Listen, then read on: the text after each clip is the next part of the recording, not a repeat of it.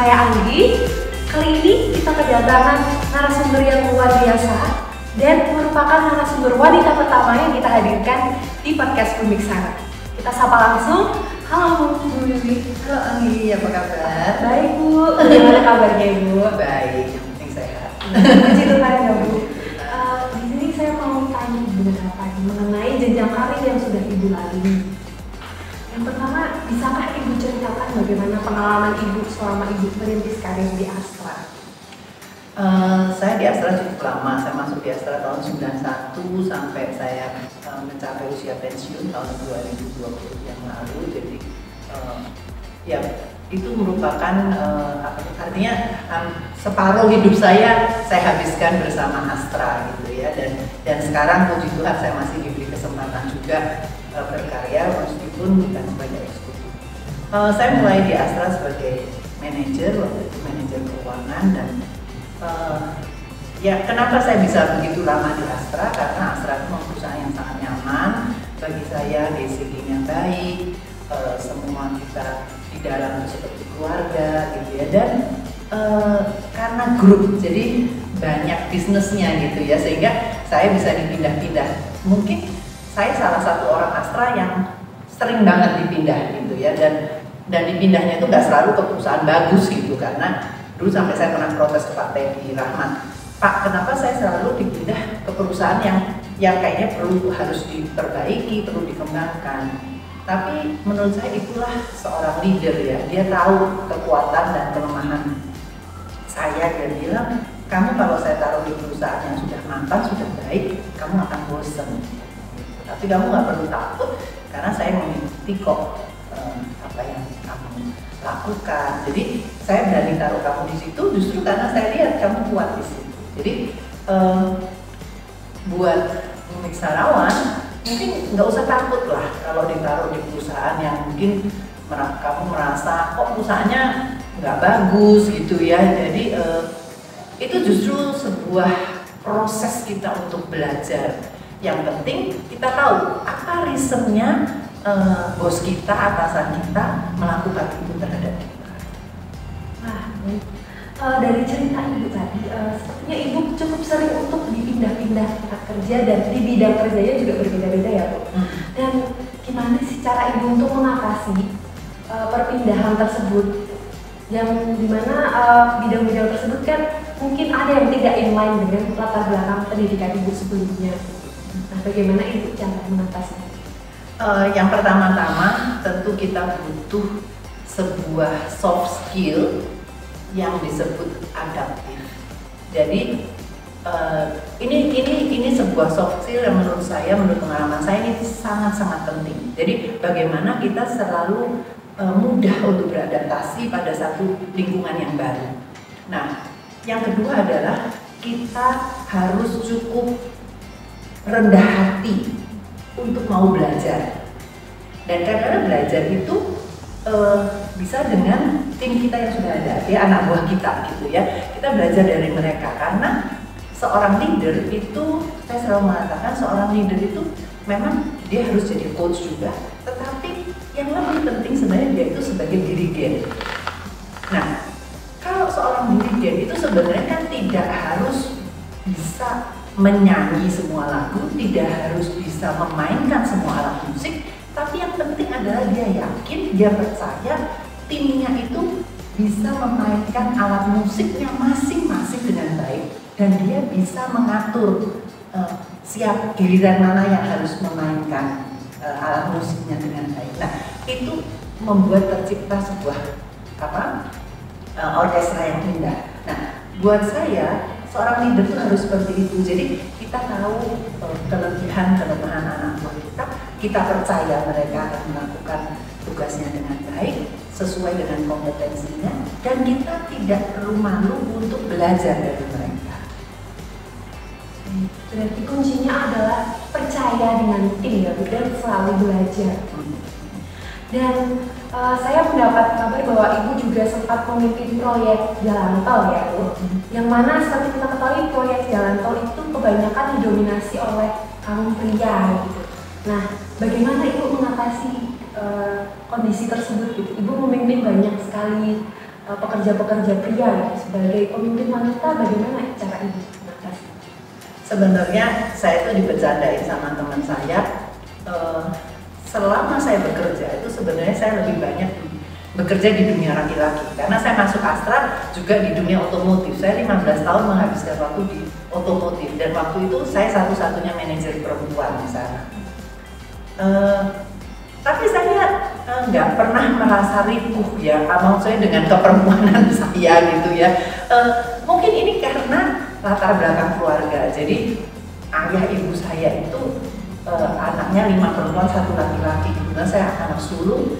Jadi dan ayah saya selalu mengatakan meskipun kalian perempuan, kalian tuh harus bertanggung jawab terhadap hidup kalian. Kami dididik sejak kecil untuk selalu mandiri, independen. Jadi ini yang mungkin membuat saya tidak ripuh di lingkungan laki-laki, termasuk ketika saya masuk jalan tol, di mana memang itu dunia laki-laki dan saya satu-satunya waktu itu CEO tol perempuan di Indonesia. Waktu itu belum ada direktur utama atau presiden perempuan di jalan tol. Tapi ya sudah tidak apa-apa. Kalau itu bapak-bapak bercanda ya saya juga biasalah dengar candaannya bapak-bapak. Jadi artinya ini ketika itu ya kita tidak usah terlalu aduh gua ini perempuan loh harus istimewa harus begini begitu. Ada kejadian yang sangat lucu ketika saya pertama kali ke lapangan di tol itu saya melihat orang sibuk banget. Saya bilang ini kalian tuh ngapain sih gitu. Ternyata mereka tuh sibuk karena mau mayungi saya. Nah padahal di tol itu kan angin ini. Saya bilang ini nanti bukannya jadi beres karena nggak beres. Saya bilang udah nggak usah. Saya udah pakai helm. Kalian nggak usah repotin. Tapi itu karena pengalaman mereka nggak pernah melihat ada perempuan mungkin di jalan tol ya. Jadi mereka yang sibuk gitu. Payung lah apa saya bilang sama direktur teknik yang nanti saya wes pak nggak usah itu payungnya suruh nyitem itu nanti malah kecelakaan malah nggak karuan saya. Jadi begitu. Jadi kita tidak perlu baperan, nggak perlu terus emosian karena menunjukkan kalau karena kita ini perempuan. Jadi dalam dunia kerja kalau menurut saya gender itu secara kodrat ya kita tidak bisa mengingkari kalau kita perempuan, tetapi dalam hal bekerja menurut saya tidak ada perbedaan kamu perempuan atau laki. Jadi ini menjadi motivasi bagi saya dan pemiksarawan wanita lainnya kalau wanita ini bisa bergerak kemanapun kita mau asalkan kita mau belajar ya Bu. Iya, dan kita bisa menjaga diri, artinya ya kita memposisikan diri sebagai perempuan tetap gitu ya, tetapi jangan terus minta dibedain karena hanya karena kita perempuan gitu. Jadi kayak misalnya ketika saya mau belajar seperti kemarin saya share juga ke teman-teman, kalau kita mau bangun jalan pakai aspal itu mereka melakukannya malam hari gitu kan. Nah ya sudah malam hari ya kita kalau mau belajar ya adalah di situ gitu meskipun itu malam hari. Nah itu apa ya komitmen kita terhadap pekerjaan itu dan kemauan kita untuk belajar. Tetap selalu berkomitmen ya Bu. Iya makanya. Dan kembali lagi ke topik pemimpin. Bagaimana ibu sebagai seorang pemimpin menetapkan nilai kebaikan di dalam timnya itu? Nilai itu perlu contoh. Kita tidak bisa ngomong kamu harus melakukan value seperti ini kalau kamu tidak melakukan. Jadi orang melihat apakah kamu walk the talk atau tidak. Itu karakter nilai itu menurut saya kita harus walk the talk. Kalau kamu bilang ke tim bahwa oke, saya maunya menanamkan nilai ini, integritas misalnya, ya kamu harus lakukan itu gitu. Jadi mereka tuh melihat apa yang kita lakukan, apa yang kita omongkan, apa yang kita pikirkan. Karena omongan kita itu kan datang dari pikiran kita gitu ya. Jadi itu nggak bisa lah kita mengingkari bahwa oh kita ngomongnya ini, mikirnya beda gitu. Mungkin sekali kita sadar bisa, tapi kadang-kadang tanpa sadar kita ngomong gitu ya. Ini nah itu bisa membahayakan. Jadi kalau values menurut saya itu harus dilakukannya secara top down. Artinya leader yang harus memberi contoh untuk itu. Karena kalau nggak mungkin terjadi.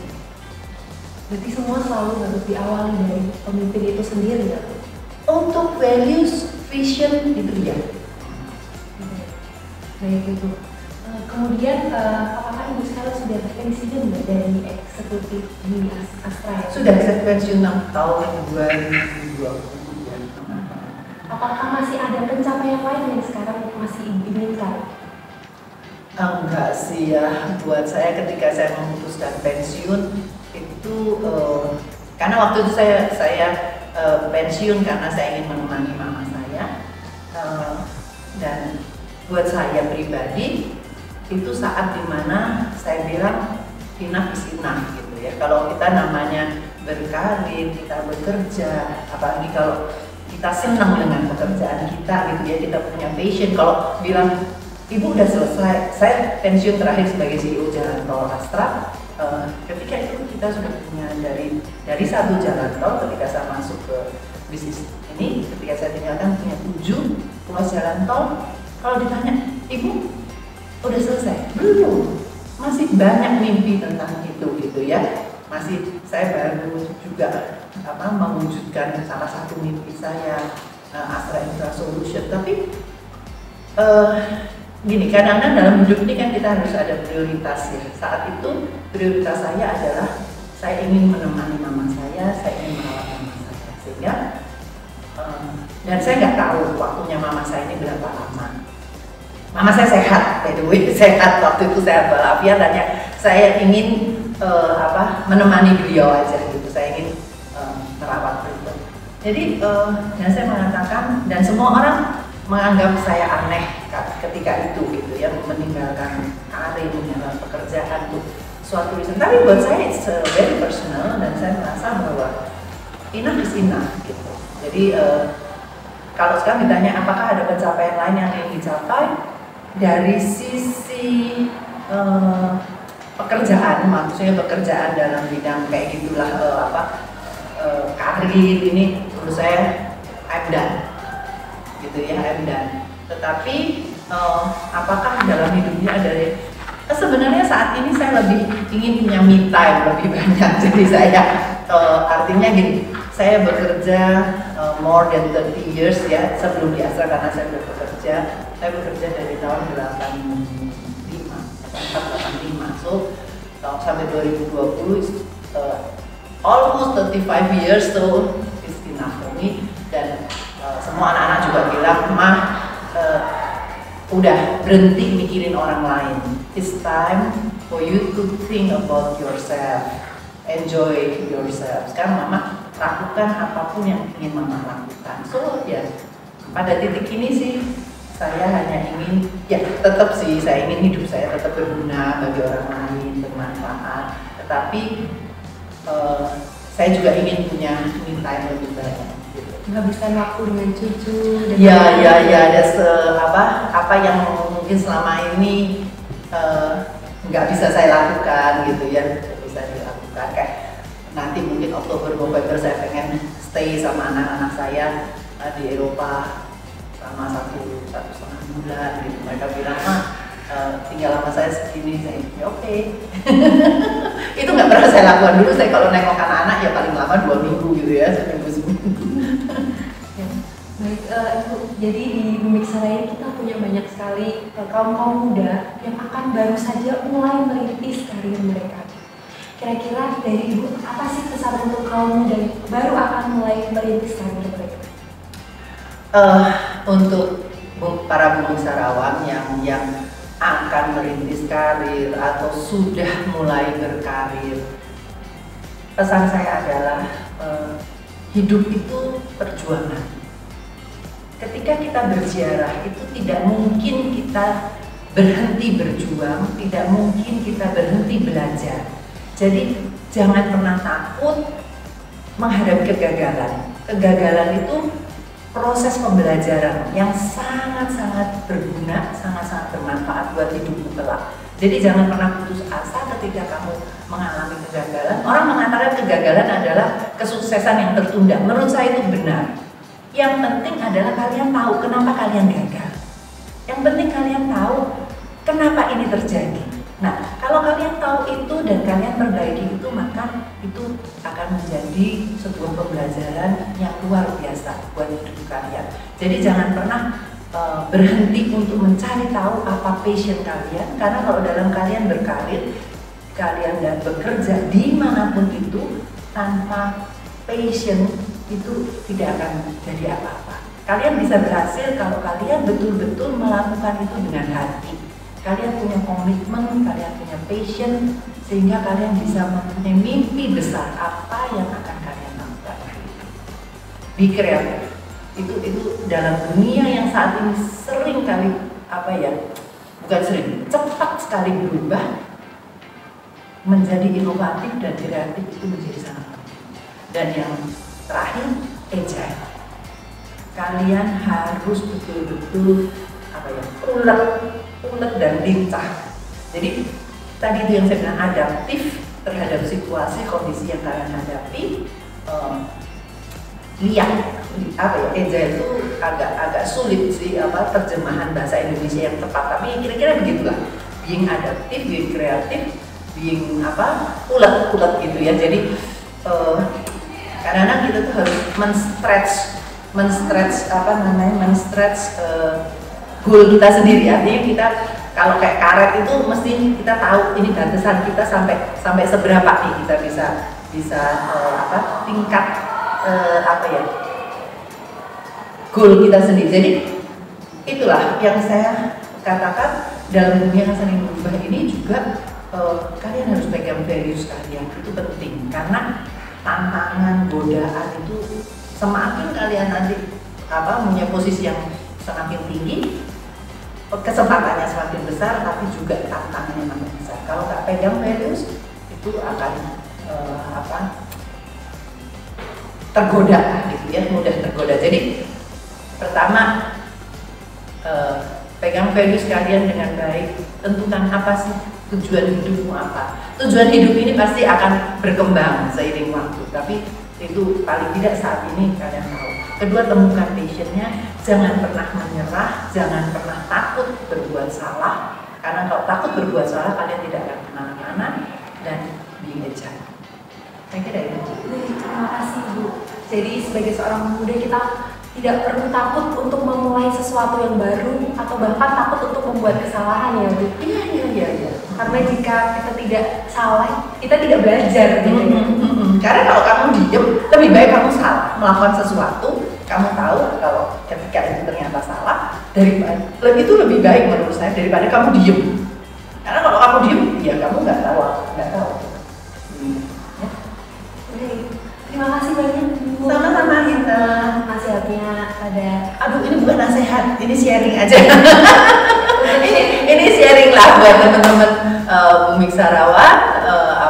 Seneng banget bisa menyapa kalian semua. Sukses dan sehat untuk semuanya.